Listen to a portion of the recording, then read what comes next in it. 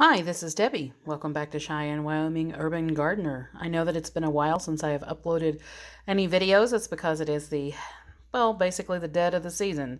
That means that we've gotten to the end of the gardening season. There's not very much that's left out there outside. We've had snow, we've had a frost, so a lot of things have gotten killed off. I still have radishes.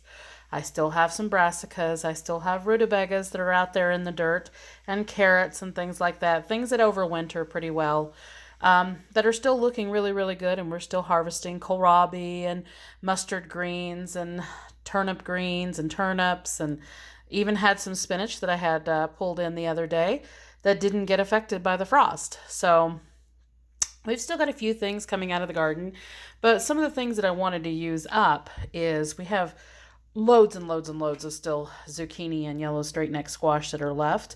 I've had to actually throw away a couple because they have started going bad because they just don't store very well. You can slice them up and put them in the freezer. My freezers are absolutely full. I've given away as many zucchini and yellow straight neck squash that I possibly can, and acorn squash and things like that. Even the acorn squash, even though those store pretty well, I just had so many that we would never get it through it all, and I know that it wouldn't last to all the way to next year, more than likely. So anyway, because it would dry out here, our humidity is extremely low, and just like you can have humidity that's too high and causes things to rot, you can have humidity that's too low and it causes it to dry out. And that's usually what happens to squash here, is it just wrinkles up and becomes really dried out. You'll get about 6 to 8 months out of it before it starts doing that. But as far as the storage squash, winter squash. But anyway, what I'm doing right now is I am slicing up some of the zucchini. That would be the cocozel squash, in fact. And I've even saved a few seeds because they were definitely up to the point where the seeds were nice and plump. So I went ahead and saved some of those seeds out for next season because I didn't get any cocozel squash seeds this basically garden ordering part of the season, because I actually order my seeds now. So I've gotten tons of seeds in, but I also had saved a ton of seeds, so I didn't have to buy as much this season.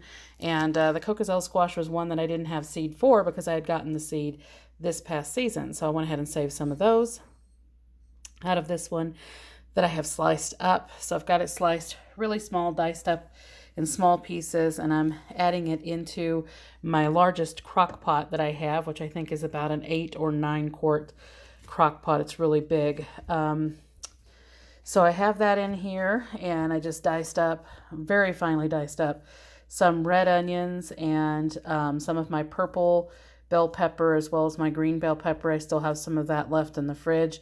I froze as much as I could, but like I said, my freezers are absolutely full. I had to, in fact, go through them and organize them and get rid of some old things out of there, so we had plenty of storage space left. So I've got some of that in here with a little bit of olive oil, probably about 2 tablespoons of olive oil, because this is going to be quite a lot. So I've got that in there, and I put in about 2 teaspoons of my dried oregano. Now, the type of oregano that I have is more of a decorative oregano. It kind of weeps over. But I prefer the taste of it because it's a lot more mild than the other oregano. So that's what I dry. So I have 2 teaspoons of my dried oregano in here. I don't really measure. I just kind of look and see what looks good to me. And then I put in about a teaspoon of parsley that I had saved from my parsley that I grew. So dried parsley at that. I could have gotten the fresh. It's still out in the garden. Parsley is something that will pretty much survive the entire winter, but I just went ahead and used the dry. So I have that in there. And I'm fixing to add 6 cloves of my garlic. So I have 6 cloves of garlic here. I'm going to get those all cleaned off and mince those up really finely and add that to the pot. I'm also going to add another red onion. So I like things to really have a nice onion flavor and garlic flavor, as well as adding in the rest of the tomatoes that I had harvested right before the snow happened. So I had those all on the windowsill, and as you can see, they reddened up very nicely. So those were all in the windowsill. They were green when I set them in there, and they are now all nice and red. Some of the super sauce tomatoes are in there. I've got some Cherokee purple in there. I've got some German queen in there, as well as a couple of the ox hearts and a whole bunch of just little tomatoes. So I've got a whole pot of those. I'm going to get those pilled up and just basically add them to the crock pot.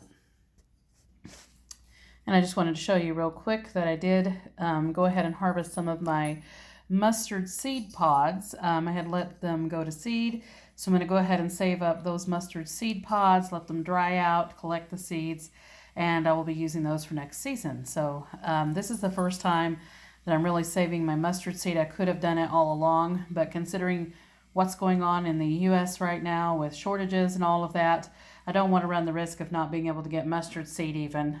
So I'm just going to go ahead and save up some of those. And there are some of those squash seeds that I did go ahead and save. Not very many so far, but I have another squash sitting right over here that I'm fixing to go ahead and cut up. So anyway, that is that.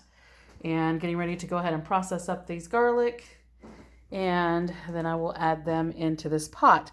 And then basically what I'm going to do is go ahead and set this on high for about 8 hours and then cut it back down on low and let it cook overnight. It's about 12 noon right now, so we'll have a nice long time of cooking. And then I'm going to put it in jars. I can get it all canned up. It's just going to be a water bath can because I'm not adding meat to this. This is just vegetables. So it is officially approved to be able to can with a water bath canner. And I'll add about a teaspoon of kosher salt to each one of the jars when I get that processed. I'm not sure yet if I'm going to put them in pint jars or quart jars, but that's basically what I have left because I have canned well over 100 jars worth of food this season, and I also ended out the garden season, I'm sure everybody's wondering, with about 500 pounds of harvest. And like I said, I still have stuff in the garden that I can still harvest. I did go ahead and get the Tahitian squash. Let me show you those. And here they are. There were 3 Tahitian squash that were left out there.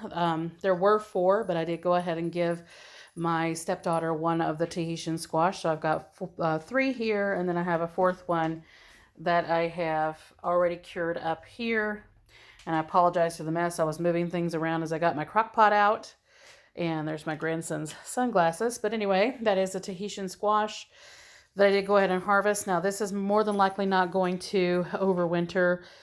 This one is changing up color, so it may. But as you can see, it's got a couple of spots on it as well.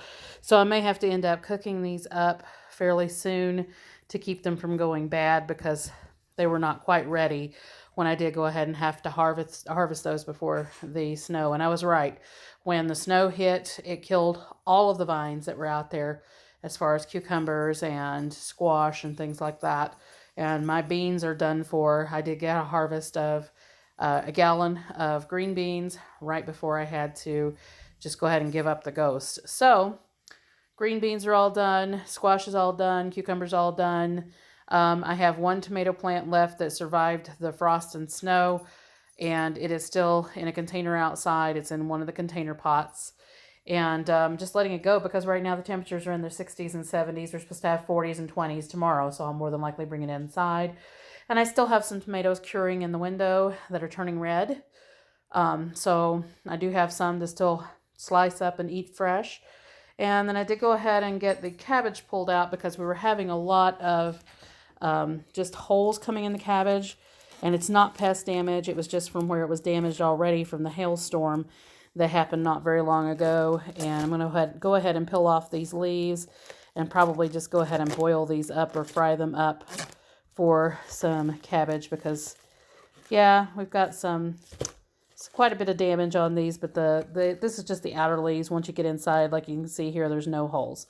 So anyway, we'll get that done, and that is pretty much the garden season for this time. I did bring in some of the pots from outside to overwinter in the south-facing window, like when we start the plants in the springtime.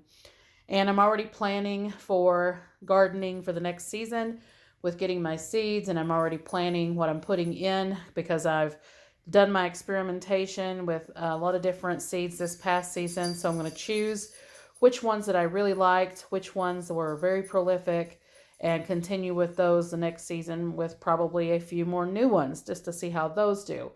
But definitely going to maximize the space that I have outside with products that we love, with produce that we love and can get to overwinter very well. And I did have, by the way, loads and loads of tomatillos. I've given tomatillos away. I've processed tomatillos. We've eaten them fresh, and I still have, this is not the only basket.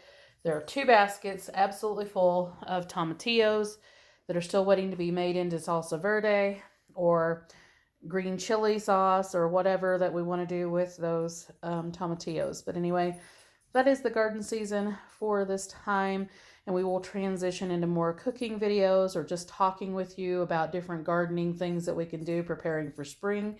So like, subscribe, hit the notification bell if you want notices on new videos as they come out, and we shall see you in the next one.